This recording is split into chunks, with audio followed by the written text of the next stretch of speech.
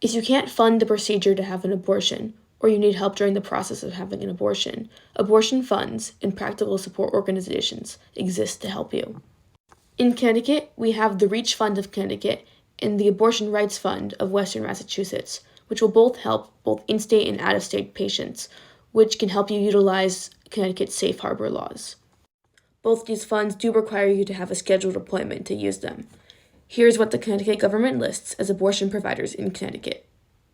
The Abortion Rights Fund of Massachusetts says that they will help anyone regardless of immigration or citizenship status. Here are some national funds and support organizations that you can also find for help. It's recommended to first look to local funds and organizations in your own state or region. To find funds near you or national funds, I recommend looking to abortionfunds.org.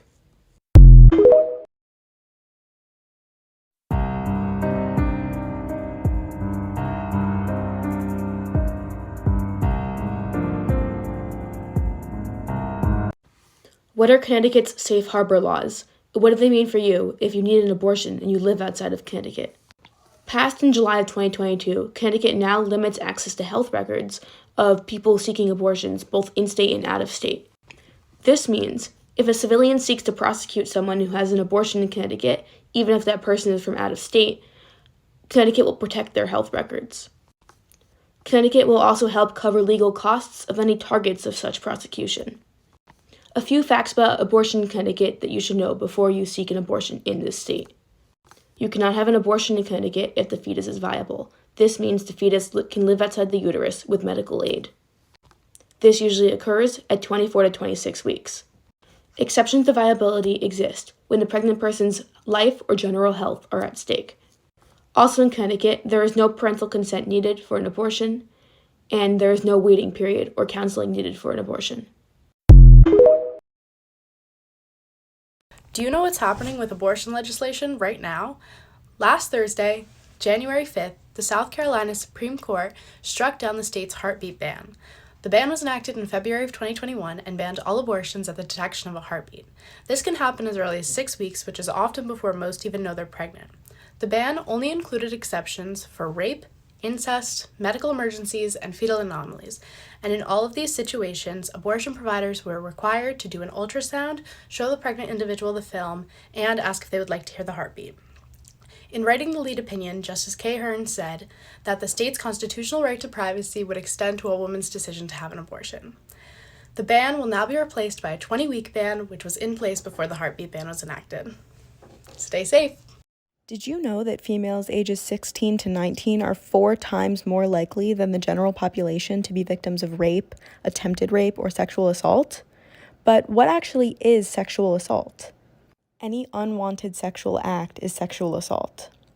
Rape is unlawful sexual activity and usually sexual intercourse carried out forcibly or under threat of injury against a person's will.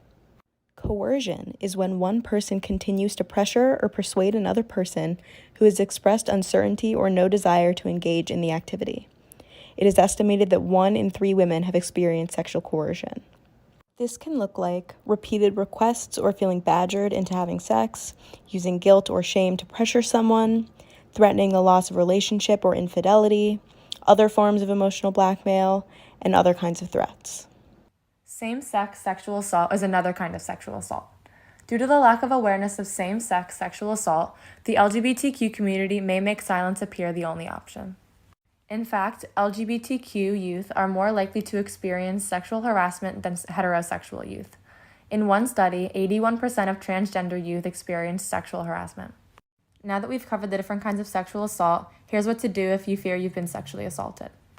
First, find somewhere safe and process what happened. Then reach out to someone you trust and tell them. Get any needed medical care and potentially consider legal options if you're comfortable doing so. Educating yourself about sexual assault is a great way to keep you and others around you safe and informed. Here are 4 landmark Supreme Court reproductive rights cases that you should know about. First is Griswold v. Connecticut in 1975, which said that the constitutional right to privacy would extend to contraceptives and allowed married couples use of contraceptives.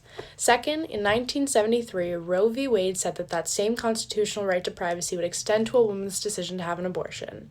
Then, in 1992, Planned Parenthood of Southeastern Pennsylvania v. Casey upheld Roe, but also stated that all state restrictions on abortion would have to be reasonably related to a legitimate purpose.